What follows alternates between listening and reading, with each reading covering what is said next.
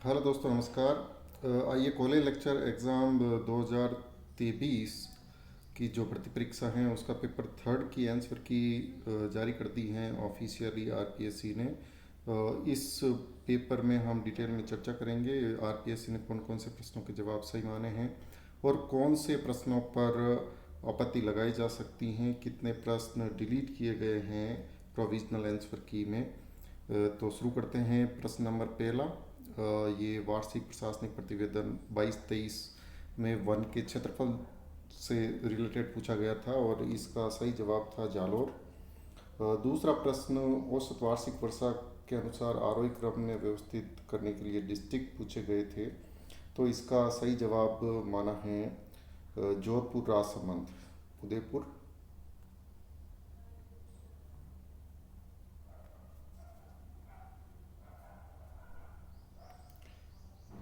अगला प्रश्न है 3 नंबर, ये मिट्टी से संबंधित था। हड़ौती प्रदेश में प्रधान प्रकार की मिट्टी कौन सी है, तो वो वर्टी सॉइल है। चौथा प्रश्न धातुओं से रिलेटेड था, यानी जो खनिज धातु है वो कौन कौन से कहाँ पर मिलते हैं, तो इसका सही जवाब ए माना है, यानी टंगस्टन नाना खराब में और एस्बेस्टोस आसीन में, वहीं फेल्सपार रेवासा में, और मैंगनीज हैं वो फेल्सपार लोहरवाड़ा में और मैंगनीज रेवासा में। तो इसका सही जवाब है ये। क्वेश्चन नंबर 5, इस पे काफ़ी डिस्प्यूट है। कई सारे लोगों ने इसमें बाल संबंध को सही माना है, परंतु आरपीएससी ने इसका सही जवाब ताल छपर माना है। इसमें इम्पोर्टेंट फैक्ट्स ये हैं कि जो बालसमंद झील है वो जोधपुर में स्थित है और ये इसका जो क्षेत्रफल संकुचित होने का रीजन है वो है वहाँ पे अवैध खनन, क्योंकि वहाँ से पत्थर निकाला जाता है और उस वजह से इसका क्षेत्र संकुचित हो रहा है। वहीं ताल छापर जो चुरू में झील है उसका भी क्षेत्रफल कम हो रहा है। अब इसमें सबसे इम्पोर्टेंट चीज़ ये है कि अपन किस रेफरेंस को लेते हैं और आरपीएससी ने ये जब प्रश्न बनाया है तो उसने किस रेफरेंस में बनाया है, ये भी एक इम्पोर्टेंट पहलू है, क्योंकि बाल संबंध भी सही आंसर है, ताल छप्पर भी सही आंसर हैं। अब उसने किस कॉन्टेक्स्ट में इसको पूछा है इस पे पूरा निर्भर करेगा। लिग्नाइट पर आधारित ताप विद्युत संयंत्र स्थित हैं, तो ये गुड़ा गांव और गिरल बाड़मेर में लिग्नाइट आधारित ताप विद्युत संयंत्र स्थित है। 2011 की जनगणना के अनुसार राजस्थान के कौन से जिलों के युग में अनुसूचित जनजाति का उनकी कुल जनसंख्या में न्यूनतम प्रतिशत है, तो वह बीकानेर और नागौर। ये सिंपल प्रश्न थे, जनसंख्या से रिलेटेड जो पूछे गए थे। जनगणना 2011 के अनुसार निम्नलिखित जिलों के लिंगानुपात के आधार पर सही अवरोही क्रम यानी घटते क्रम में, तो पालिका सर्वाधिक है, उसके बाद टोंक, दौसा और अलवर है। तो इसका सही जवाब है 2। प्रश्न नंबर 9 है, निम्नलिखित में से कौन सा वन्यजीव अभ्यारण्य एक से अधिक जिलों में है, तो रावली टाटगढ़ जो वन्यजीव अभ्यारण्य है ये एक से अधिक जिलों में है। ये राजसमंद में और अजमेर में, पाली में, तीनों जिलों में पड़ता है।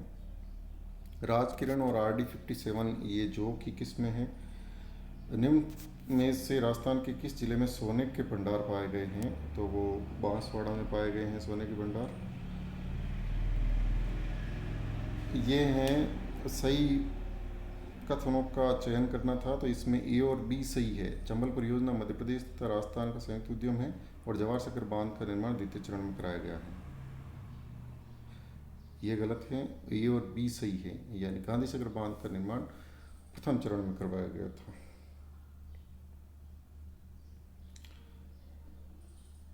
ये औद्योगिक स्थान है। जेके सीमेंट आपकी निम्बेहड़ा चित्तौड़ में है, वहीं बिरला सीमेंट चित्तौड़गढ़ में, बिनानी सीमेंट पिटवाड़ा सिरोही में है और श्री सीमेंट ये मोडक। सूरती भैंस की नस्ल है, वहीं मगरा भेड़ की नस्ल है और बर्बरी बकरी की नस्ल है, मालवी गाय की नस्ल है। तो इसका सही जवाब है 2। राजस्थान सरकार ने जलवायु परिवर्तन नीति की शुरुआत 2023 में की है। ये नीतियाँ जारी की गई थी 2023 में, 3 नीतियाँ, इसमें से एक ये थी जलवायु परिवर्तन नीति। लूनी नदी में जल प्रदूषण का मुख्य कारण वस्त्रों की रंगाई और छपाई इकाई है।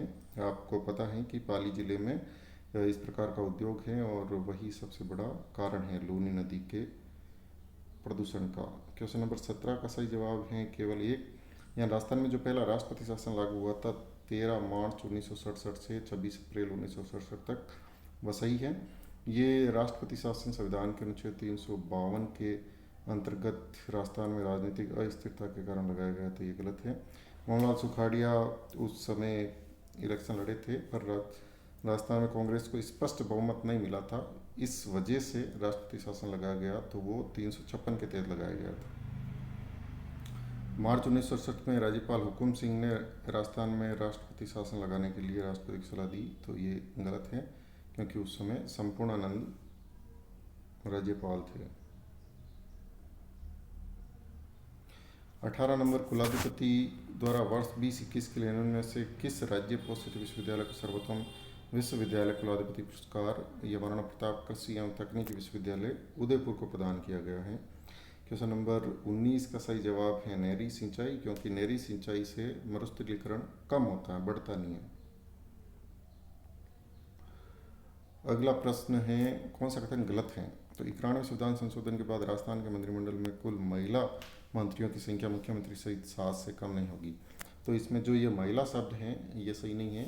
ये 91 संविधान संशोधन में 15% मंत्रिमंडल के आकार को निर्धारित किया गया है, तो इसका ये सही जवाब है क्योंकि ये गलत है। इस प्रकार का कोई प्रावधान नहीं किया गया है। राजस्थान विधानसभा निर्वाचित क्षेत्रों के बारे में निम्नलिखित में से कौन सा कथन सही नहीं है। तो ये राजस्थान राज्य विधानसभा के लिए कुल निर्वाचन क्षेत्रों की वर्तमान संख्या का निर्धारण 2001 की जनगणना के आधार पर हुआ है, ये गलत है। ये जनगणना का जो आधार है वो 1971 ही है। अगला प्रश्न है 22 नंबर, निम्नांकित मुख्यमंत्रियों में से किस मुख्यमंत्री ने राजस्थान में राष्ट्रपति शासन के कारण सबसे ज़्यादा बार अपने मंत्रिपरिषद की बर्खास्त की देखी, तो वह है भैरव सिंह शेखावत। अगला प्रश्न है 29 अगस्त 1949 को राजस्थान उच्च न्यायालय के उद्घाटन कार्यक्रम की अध्यक्षता की थी, तो ये राज प्रमुख महाराजा स्वाभिमान सिंह ने अध्यक्षता की थी हाईकोर्ट के उद्घाटन समारोह की। राजस्थान उच्च न्यायालय के प्रथम एवं नवीनतम मुख्य न्यायाधीश कौन है जिन्हें भारतीय सर्वोच्च न्यायालय में न्यायाधीश के पद पर आसीन किया गया था। तो कैलाशनाथ वांचू और न्यायाधीश अगस्टाइन जॉर्ज मसीह।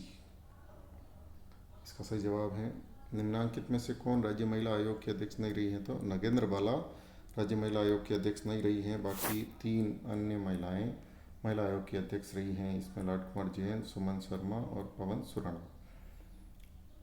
राज्य वित्त आयोग राजस्थान के अध्यक्ष एवं उनके आवंटित कार्यकाल के संबंध में निम्नांकित में से कौन सा कदम सम्मिलित नहीं है। तो ज्योति किरण वाला जो कार्यकाल है ये सम्मिलित नहीं है, अन्य 3 का सम्मिलित है। 2023 तक राजस्थान विधानसभा अपना पूर्ण कार्यकाल पूरा करने से पूर्व ही आज दिनांक तक कितनी बार भंग की गई है। तो ये 3 बार भंग की गई है। राजस्थान चुनाव आयोग द्वारा अक्टूबर-दिसंबर 2020 में राजस्थान के कितने जिलों में पंचायत राज संस्थाओं के 11वें आम चुनावों को आयोजित किया गया। तो 21 जिलों के चुनाव करवाए गए थे।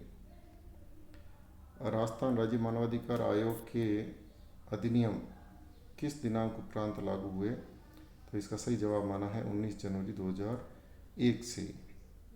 अब इसमें भी कई सारे लोग आपत्ति लगा रहे हैं कि इसका सही जवाब 19 मार्च 2000 माना जाना चाहिए, परंतु जो एक्ट है उस एक्ट को 1999 के एक्ट को लागू करने की जो तारीख है वो 19 जनवरी 2001 मानी है आरपीएससी के द्वारा। 30 में कौन सा कथन सत्य नहीं है। तो इसमें 1952 में राजस्थान पंचायत राज अधिनियम लागू हुआ और पूरे राज्य में ग्राम पंचायत स्थापित की गई, तो ये 59 में लागू हुआ था। 1 अक्टूबर 1959 को पंचायत राज लागू किया गया था। Rajasthan real estate regulatory authority का गठन किस वर्ष में किया गया। तो ये 2019 में इसका गठन किया गया था, रेरा का।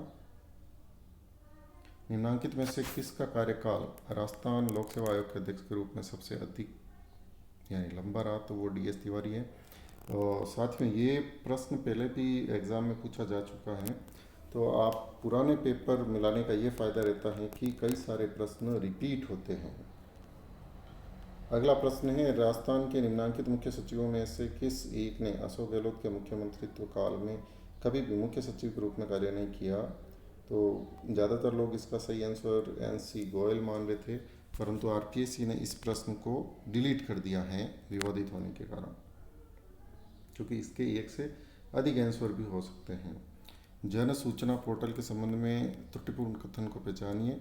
तो ये प्रश्न भी पहले पूछा जा चुका है, और इसमें जो SSO ID है उसकी आवश्यकता नहीं है। सामाजिक अंकेक्षण उत्तरदायित्व एवं पारदर्शिता सोसाइटी राजस्थान का गठन कब किया गया? तो 2019 में। राजस्थान राज्य महिला आयोग अधिनियम 1999 की धारा में आयोग के कार्य उल्लिखित हैं, तो आयोग के कार्य धारा 11 में उल्लिखित किए गए हैं। कृषि गणना 2015-16 के अनुसार राजस्थान में परिचालित भूमि जोतों का औसत आकार था 2.73 हेक्टेयर। ये भी प्रश्न पूछा गया है पहले। राजस्थान में पेट्रोलियम उत्पादक क्षेत्र कितने जिलों में फैला हुआ है? तो 14 जिले हैं।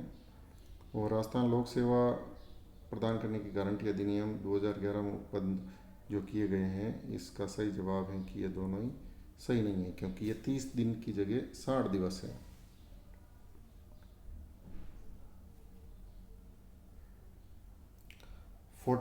नेक्स्ट क्वेश्चन है 40 का सही आंसर है 28.5, यानी जो राजस्थान में स्थिर कीमतों पर सकल राज्य मूल्य वर्धन में कृषि क्षेत्र का जो योगदान रहने की संभावना है वो है 28.5। 11-12 से 22-23 की अवधि के दौरान कृषि एवं संबद्ध क्षेत्र की स्थिर मूल्यों पर सकल राज्य मूल्य वर्धन में चक्रवृद्धि वार्षिक वृद्धि दर कितनी रही? तो वो है 5.24। अगला प्रश्न है 42 नंबर, राजस्थान में निम्न में से कौन सी रबी की मौसम की फसलें हैं? तो ये सरसों, तारमीरा और अलसी रबी के मौसम की फसलें हैं। राजस्थान के आर्थिक वित्तीय परिदृश्य में सुधार के लिए थिंक टैंक के रूप में कार्य करने हेतु राजस्थान में निम्न में से कौन सी परिषद समिति का गठन किया गया? तो ये समिति है मुख्यमंत्री आर्थिक सुधार सलाहकार परिषद।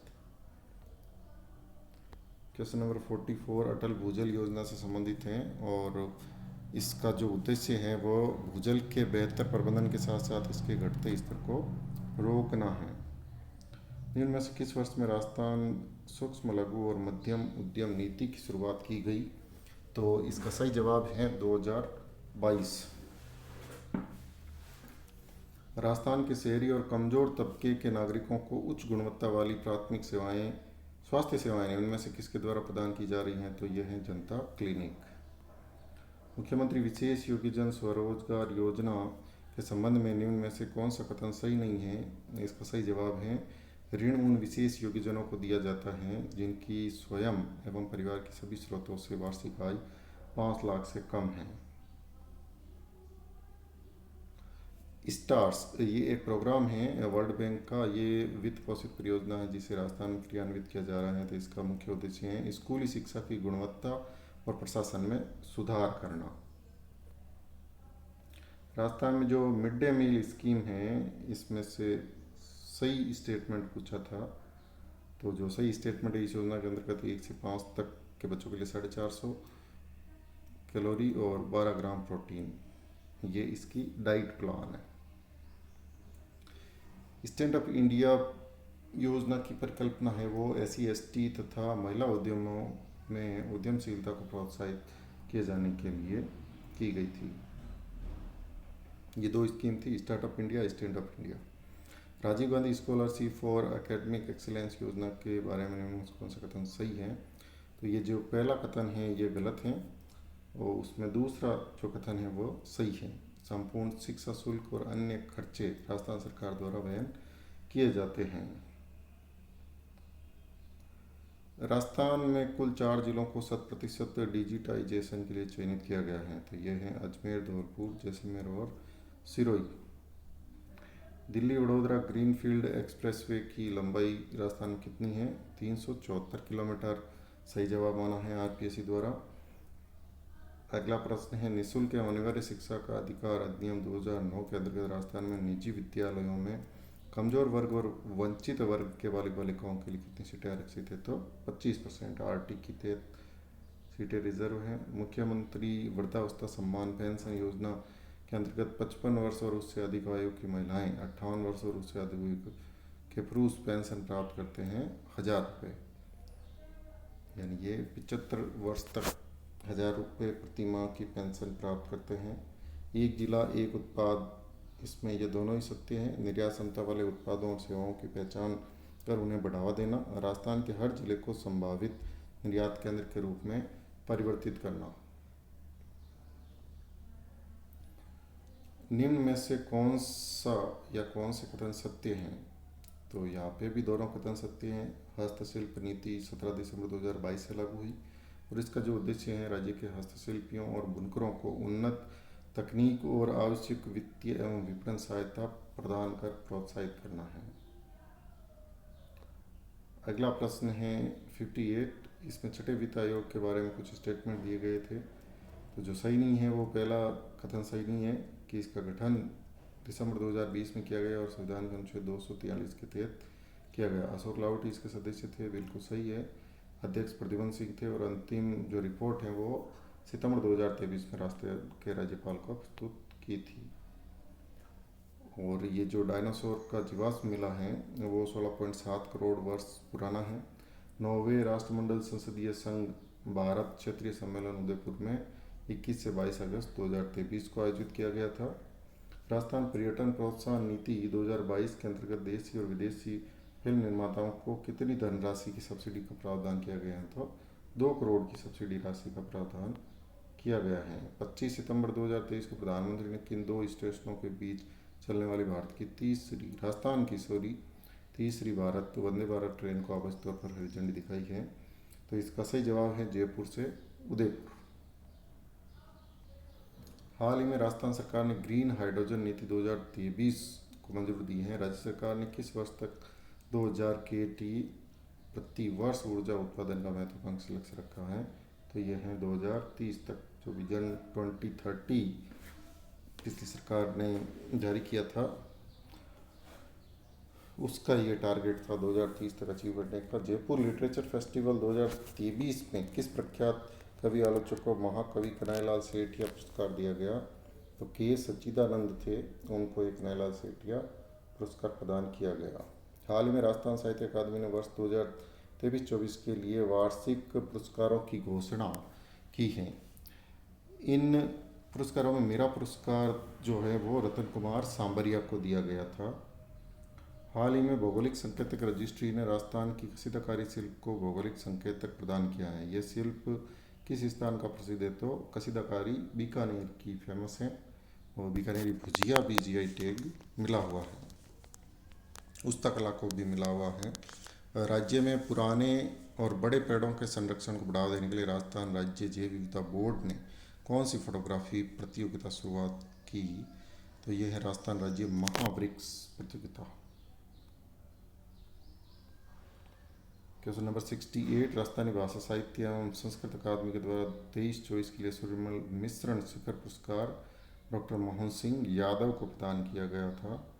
और मिस अर्थ इंडिया 2023 का खिताब प्रियनंद सेन ने जीता था। राजस्थान का पहला इंटीग्रेटेड रिसोर्स रिकवरी पार्क ये थोलाई जमारामगढ़ में विकसित किया जा रहा है।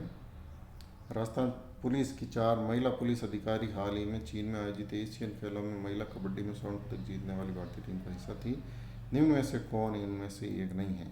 तो स्नेहल राठौड़ इनमें से नहीं थी, बाकी तीनों कबड्डी टीम का हिस्सा थी।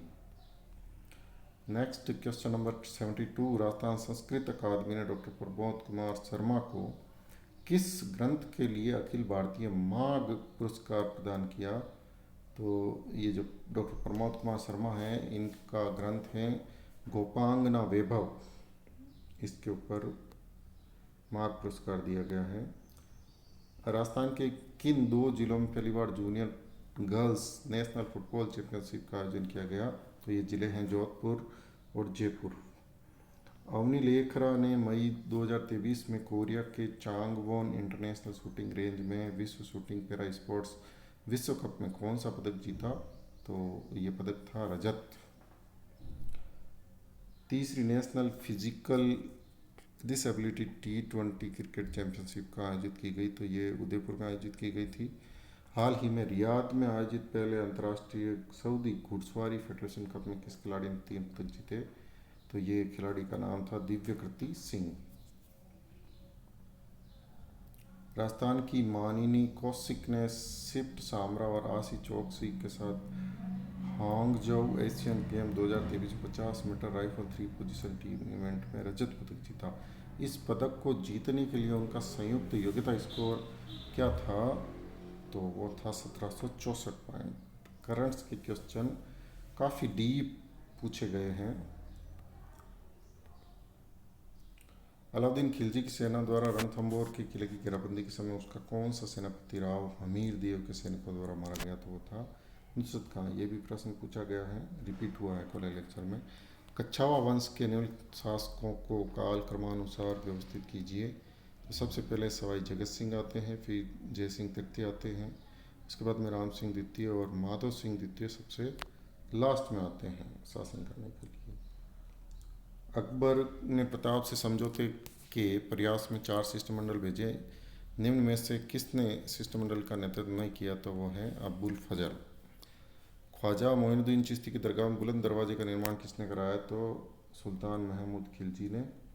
बागौर के बारे में निम्नलिखित कथनों को पढ़िए। बागौर से लघु पाषाणों उपकरण पुरातत्व सामग्री प्राप्त हुई है और डॉक्टर SL लेस्नी एवं पूना विश्वविद्यालय के सहयोग से यहाँ उत्खनन कार्य संपादित किया जा रहा है। तो ये दोनों ही कथन सत्य हैं। नेक्स्ट है बाबूजी का छंद। तो ये मेहाचारण के हैं। बाबूजी के गीत हैं वो बांकीदास के हैं और बाबूजी के सोर थे रामनाथ के और बाबू प्रकाश आसिया मोड़ जी ने लिखा था। निम्न में से कौन सी दादूपंथ की शाखा नहीं है? तो थांबा है वो दादूपंथ की शाखा नहीं है। विरक्त नागा और खालसा दादूपंथ की शाखा है। 1857 में राजपूताना की 6 ब्रिटिश छावनियों में से कौन सी सबसे शक्तिशाली छावनी थी? तो वो थी नजराबाद की छावनी। 1897 में बिजोलिया के किसानों ने जो गिरधरपुरा गांव में एकत्रित हुए थे, इनमें से किसे यकीनी महाराणा से मिलने के लिए उदयपुर भेजा? तो वो थे नानजी पटेल और ठाकर जी पटेल। 1516 में मीरा का विवाह भोजराज से हुआ था और नौबत एक लोहे और चमड़े से बना हुआ वाद्य यंत्र है जो मंदिरों में प्रार्थना के समय तथा त्यौहार और धार्मिक उत्सवों के समय बजाया जाता है। बेसर और भंवर कड़ी, ये नाक में पहनी जाती है। बेसर और भंवर कड़ी गोल्डन ट्रायंगल के तहत दिल्ली, आगरा, जयपुर आते हैं। निहाल चंद किशनगढ़ स्कूल के पेंटर थे। दादूपंत का अधिकांश साहित्य किस बोली में लिपिबद्ध है? तो ढूंढाड़ी। और 1933 में कलकत्ता में आयोजित अखिल भारतीय मारवाड़ी महिला सम्मेलन की अध्यक्षता जानकी देवी बजाज ने की थी। ये क्वेश्चन इंपॉर्टेंट है। मारवाड़ का क्षेत्र लोकप्रिय त्यौहार गुड़ला मनाया जाता है। तो ये चैत्र कृष्ण अष्टमी से चैत्र शुक्ल तृतीया को मनाया जाता है गुड़ला। लिंग्विस्टिक सर्वे ऑफ इंडिया, ये जॉर्ज अब्राहम ग्रियर्सन ने लिखी थी 1912 में। और राजस्थानी भाषा में मुड़िया लिपि को और किस नाम से जाना जाता है? तो मुड़िया को महाजनी भी कहा जाता है। निम्नलिखित कथनों पर विचार कीजिए। कुंभलगढ़ भोराट के पठार का सर्वोच्च बिंदु है। ये गलत है क्योंकि भोराट के पठार का सर्वोच्च बिंदु जरगा है। वहीं रघुनाथगढ़ उत्तरी अरावली का सर्वोच्च शिखर है। ये सही है। उड़िया पठार माउंट आबू के निकट स्थित है। ये भी सही है। तो सही जवाब है बी और सी। किस भू आकृतिक प्रदेश में नरसिंहपुर पहाड़ और हिंगलाज का मंगरा स्थित है? तो ये है लूनी बेसिन। हतमती, मेश्वा और माजम ये साबरमती की सहायक नदियां हैं। और अंतिम प्रश्न है अचलदास खिचीरी वचनिका नामक ग्रंथ का रचयिता। तो ये रचयिता हैं शिवदास गार्डन। तो ये था कॉलेज लेक्चर एग्ज़ाम का पेपर 3 जिसकी ऑफिशियल आंसर की RPSC ने जारी की थी। अब हम चर्चा करते हैं कि इस एग्ज़ाम में जो स्कोर हैं वो स्कोर क्या सेफ रहेगा, क्योंकि आप देख सकते हैं कॉलेज लेक्चर के एग्ज़ाम पेपर के अन्य सब्जेक्ट्स के हो रहे हैं और कई सारे अभ्यर्थी इसको लेकर असमंजस की स्थिति में हैं। और मेरे ख्याल से इस एग्ज़ाम में जो अभ्यर्थी 20 क्वेश्चन सही कर रहे हैं वो अभी भी कंपटीशन में हैं। और जिन लोगों ने 25 प्रश्न सही किए यानी जिनके 50 नंबर आ रहे हैं उनका स्कोर अच्छा माना जा सकता है। ये सेटिस्फैक्ट्री है, ये गुड है। और जिनके 30 क्वेश्चंस हो रहे हैं वो वेरी गुड की श्रेणी में हैं, उनका स्कोर बहुत ही अच्छा है। और जिनके 35 क्वेश्चंस सही हो रहे हैं वो कैंडिडेट एक्सीलेंट की श्रेणी में हैं। अब देखो 35 वाले कैंडिडेट बहुत ही कम मिलेंगे आपको, जो ज़्यादा कैंडिडेट मिलेंगे वो मिलेंगे 25 क्वेश्चंस। ज़्यादातर कैंडिडेट 20 से 25 के बीच मिलेंगे और 25 क्वेश्चन जिस व्यक्ति के हो रहे हैं वो ना तो आगे हैं ना पीछे हैं, पर जिसके 20 हो रहे हैं वो सब्जेक्ट्स में कवर कर सकता है। 10 क्वेश्चन ही कवर करने हैं आपको, यानी आपको 30 तक आना है। जो वेरी गुड वाला ये मार्क है यहाँ तक आपको आना पड़ेगा अगर आप कंपटीशन में अभी भी बने रहना चाहते हैं। तो घबराने की कोई बात नहीं है, आप आराम से तैयारी करें सब्जेक्ट्स की और इन सब चीज़ों को भूल के आपको अपने सब्जेक्ट्स पे फोकस करना है। आप जीके में हो सकता है कि थोड़ा पीछे रह गए हो तो आप सब्जेक्ट्स में कवर कर सकते हैं।